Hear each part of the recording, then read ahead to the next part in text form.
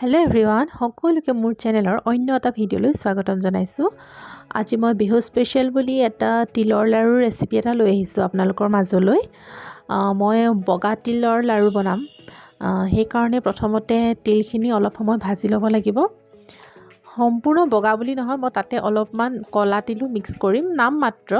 এতিয়া তিলখিনি অলপ সময় এনেদৰে ভাজি ল'লোঁ। এতিয়া তাতে মই অলপমান নাম মাত্ৰ কলা তিল অলপমানো দি দিছোঁ। আপোনালোকে বেছিও দিব পাৰে, যদি কলা বগাটো সমানে দিওঁ বুলি ভাবে তেন্তে সমান পৰিমাণত কলা তিল আৰু বগা তিল মিক্স কৰি এনেদৰে ভাজি ল'ব। তিল ভাজিবলৈ বাৰু আমি সকলোৱে জানোৱেই, যেতিয়ালৈকে তিলৰ গোন্ধটো ওলায় আৰু তিলটো ফুটি উঠে তেতিয়ালৈকে ভাজিব লাগে তিলটো। এয়া মই অলপমান মোহাৰি চাইছোঁ, মোৰ তিলখিনি ভাজা হৈ গৈছে। প্ৰায় 10 মিনিটমান ভাজিলে হৈ যায় কম জুইত। এতিয়া মই এইখিনি নমাই থৈছোঁ আৰু নমাই থৈ এতিয়া মই গুড়খিনি পগাই ল'ম।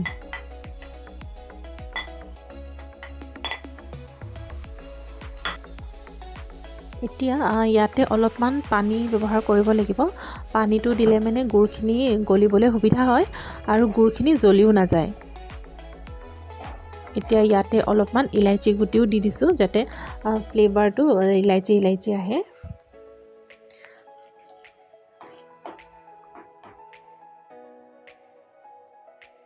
এতিয়া এইখিনি ভালদৰে উতলিবলৈ দিব লাগিব।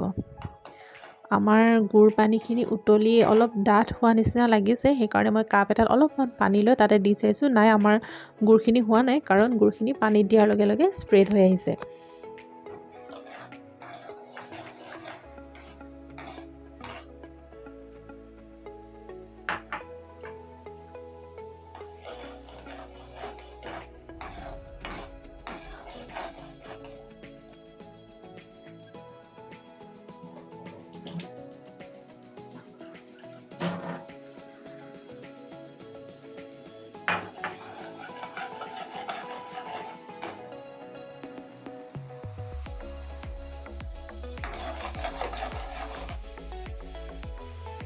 এতিয়া গুড়খিনি আৰু অলপ সময় এনেকৈ উতলাৰ পাছত আৰু অলপ ডাঠ হোৱা নিচিনা লাগিছে। এতিয়া মই অলপ চেক কৰি চাম পানীত।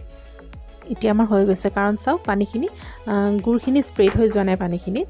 এতিয়া আমি ইয়াতে যোনখিনি ভাজি থোৱা আছিলে তিলখিনি, সেই তিলখিনি দি ল'ব লাগিব।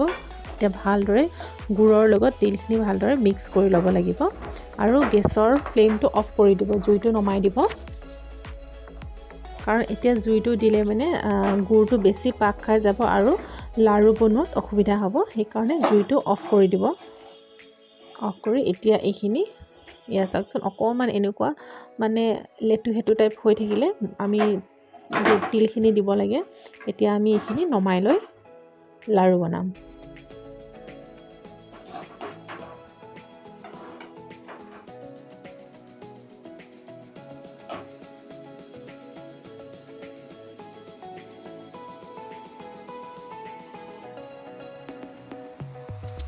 এয়া চাওক, আমাৰ তিলৰ লাড়ু হৈ গৈছে। এতিয়া মই গোটেইখিনি এটা এটাকৈ এনেদৰে বনাই ল'ম।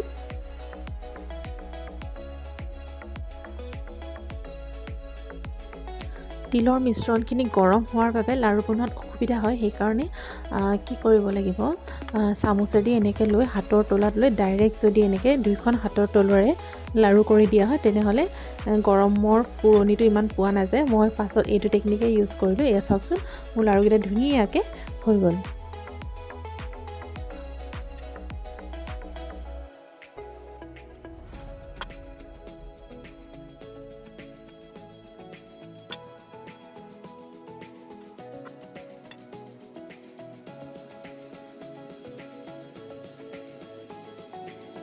এয়া মাঘ বিহু স্পেচিয়েল তিলৰ লাড়ু হৈ গ'ল। এয়া মই অলপমান ওপৰৰ পৰা দি চাইছিলোঁ, দলিয়াই চাইছিলোঁ, ভাঙা নাই। তিলৰ লাড়ু একদম পাৰফেক্ট হৈছে। আৰু মোৰ ভিডিঅ'টো চাই যদি ভাল লাগিলে please like, share and subscribe কৰি দিব। ধন্যবাদ।